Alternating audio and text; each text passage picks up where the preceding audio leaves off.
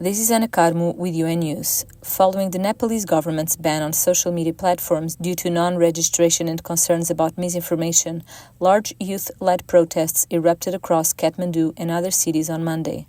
The demonstrations are escalating rapidly, with at least 15 people killed and more than 100 injured amid clashes, curfews and reports of police using tear gas and possibly live ammunition. UN Resident Coordinator in Nepal, Hana Singer Amdi, described the events as unlike Nepal, expressing deep concern for civilian safety and stressing the urgent need to ensure unrestricted medical access for the injured.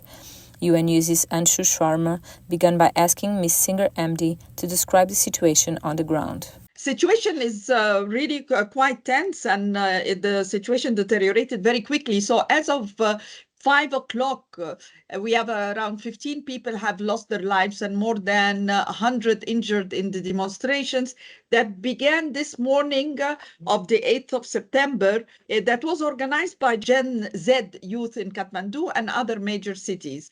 So now the curfews have been imposed in parts of Kathmandu, Ropande, and restrictions of movement also in Pokhara.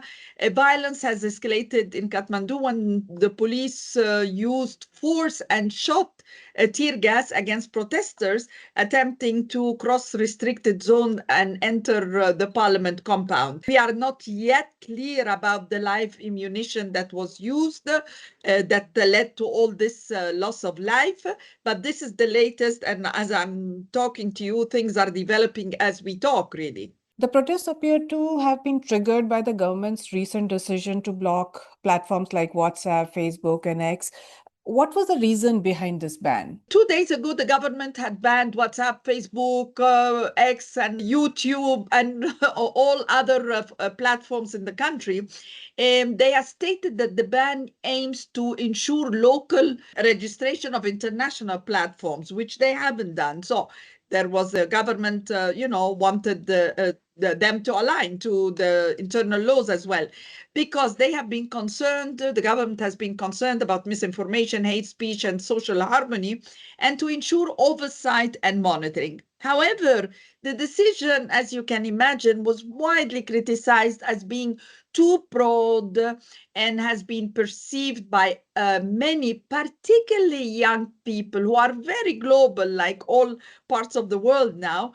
They consider this as a restriction on freedom of expression and access to digital spaces. And of course, you have lots of the young people are also involved in not only, also lots of the entrepreneurs. It's a very vibrant environment here.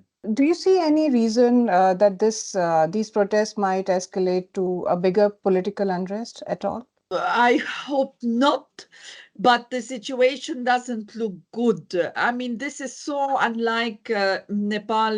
Lots of my staff here are crying. They haven't seen violence in their lifetime.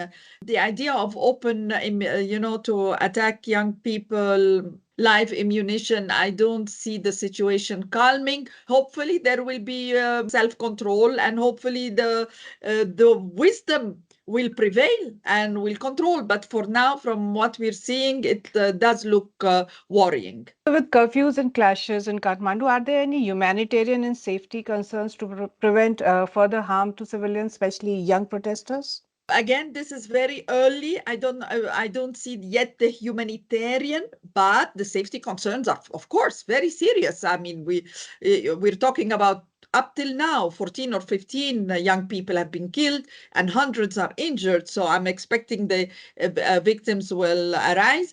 The immediate priority now is the protection of civilians, particularly young people who are at the forefront of the protests. And I just went on social media and I called upon all parties to exercise maximum restraint, adhere to basic principles on use of force and firearms, and ensure that individuals can safely and peacefully exercise their democratic rights.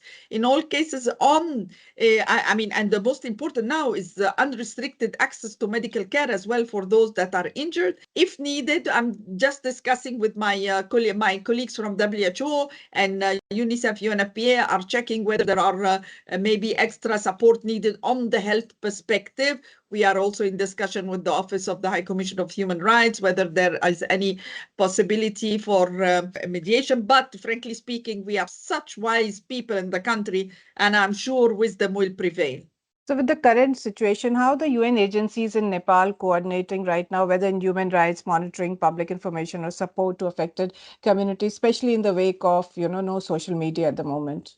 I think the social media has just opened up right maybe half an hour ago. I don't know whether it will continue or not, but the young people and well, first of all, the young people, as everywhere, so organized, they are documenting lots of the cases. But we have between our human rights, we have one human rights colleague, but we have also DSS who are really monitoring also the situation. I am hoping, I mean, we are, of course, we stand ready to facilitate dialogue between stakeholders if we are requested to do so. Our role really is to remind everybody to ensure the protection of civilians, safeguard fundamental freedoms, and support Nepal in its commitment to international human rights norms and standards. I mean, we are a good team here in Nepal, and if needed in terms of humanitarian, we are we have strong presence. If needed, we will be able to support. But I hope that the situation really does not deteriorate to this end. My priority now also, of course, is the safety of the staff. We're a big team here, so I want to ensure that everybody is in good place as well. But I know Nepal, I mean, has gone through terrible times, and I don't think anyone wants to see this being repeated again. So I think the most important now, how do they build the confidence once again with the young people, how to build the trust and open and listen, and hopefully again wisdom will prevail. It's really very unfortunate for a wonderful country like Nepal.